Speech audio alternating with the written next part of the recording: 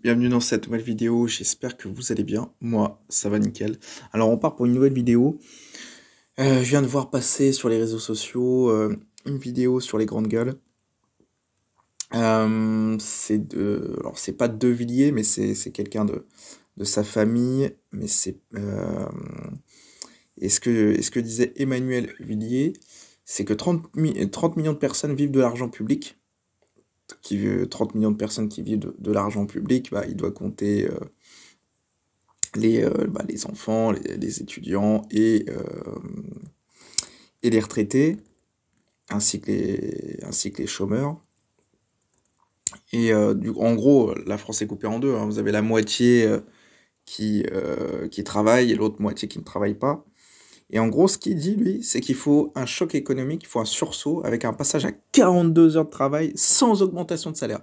Vous passez de 35 heures à 42 heures de travail, déjà, bon, c'est une chose, hein. Après ça se discute, hein. Mais sans augmentation de salaire, par contre, fallait oser, quoi. Il y a énormément d'assistanats. Donc ceux qui payent et entretiennent ce pays, c'est ceux qui sont salariés. C'est eux le moteur de ce pays, c'est eux qui portent le fardeau de tout le monde. C'est eux qui permettent de contribuer à toutes les aides sociales en tout genre, à payer à financer le service public. Et là, on a quand même quelqu'un qui débarque, qui dit oui, en gros, qu'il faut travailler 7 heures de plus par semaine, et évidemment sans être payé, quoi. Et ça, c'est une proposition, enfin, il propose ça, enfin, on se croirait dans un bistrot, quoi. Je vais vous passer la vidéo, je vais vous passer la vidéo et je vais commenter. La seule solution, ce serait un choc économique, c'est-à-dire accompagner la baisse des prestations publiques d'un sursaut, le passage à 42 heures sans augmentation de salaire. Voilà. Il n'y a que comme ça qu'on peut relancer la France. Non, mais pour les autres pays. Tu es sûr que tu ne peux pas être élu si tu proposes 42 heures. D'où le problème démocratique. Or, Trump a proposé et fait valider des propositions très bien en ce moment, de ce niveau-là en obtenant 77 millions de voix d'Américains. Et donc, Alors, c'est sûr que s'il propose ça, il ne sera pas élu en 2027, ça c'est clair. Après, quand il dit que Trump a fait ça aux États-Unis, je vois pas en quoi il a fait ça aux États-Unis. Donc je vois pas, enfin que les Américains travaillent beaucoup plus, effectivement, mais ils sont rémunérés. Ils travaillent pas gratuitement. Donc là, je pense qu'il confond tout, il dit n'importe quoi. Ça m'étonnerait que les Américains aient dit oui, on va travailler plus, et pour pas un rond, quoi. Ça m'étonnerait qu'ils aient voté pour ça, et c'est pas... Non, franchement, c'est n'importe quoi, qu'est-ce qu'ils racontent? Non, mais moi, je veux bien, effectivement, au lieu de 35 heures, peut-être qu'il faut monter à 39 heures, comme les autres pays, mais après, il faut payer. C'est pas faire des heures et puis dire amen, quoi. Enfin, j'ai envie de dire, c'est quand même lunaire.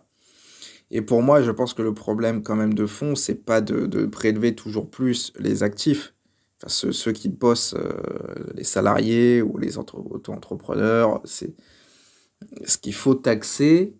Enfin, non, ce qu'il faut, c'est baisser les dépenses. Ça veut dire que pour moi, il faut plafonner, pourquoi pas, le montant des retraites. Peut-être qu'il faut le plafonner à 1900 euros net, le montant des retraites. Avec 1900 euros, voire 2000 euros, je pense qu'un retraité, bon, on peut arriver à vivre, on va dire, correctement, sans plus. Il y aura quelques petits plaisirs, mais bon, ce sera, voilà, sans plus, quoi. Déjà 2000 euros, bon, quand vous êtes retraité, déjà vous n'avez plus votre travail, vous n'avez plus le stress du travail non plus, les déplacements, enfin bon.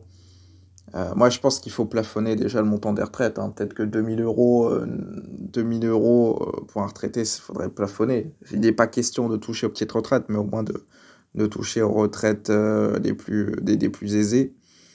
Après, qu'est-ce qui pourrait être bien, ce serait de retirer toutes les aides qui sont aux associations. Franchement, ça c'est quand même...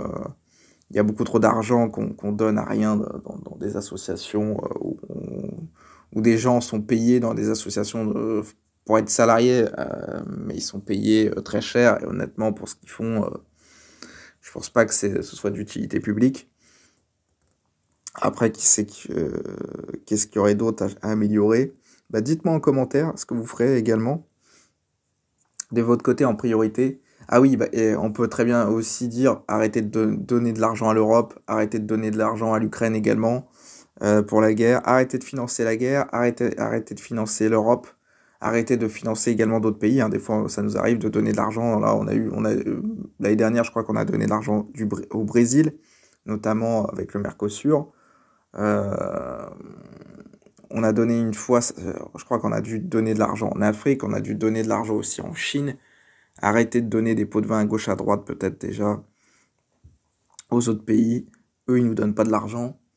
Donc arrêtez de donner de l'argent et de cramer la caisse, ce serait déjà pas mal. Et je pense qu'on n'aurait pas besoin de tous devoir travailler gratuitement. Voilà, bah écoutez, on arrive à la fin de cette vidéo. Mettez-moi ce que vous en avez pensé. Mettez un like, c'est très important pour qu'elle soit vue par le plus grand nombre et pour me soutenir. Et mettez un commentaire suite à cette vidéo assez incroyable, c'est une pépite. Sur ce, je vous dis ciao ciao pour une nouvelle vidéo.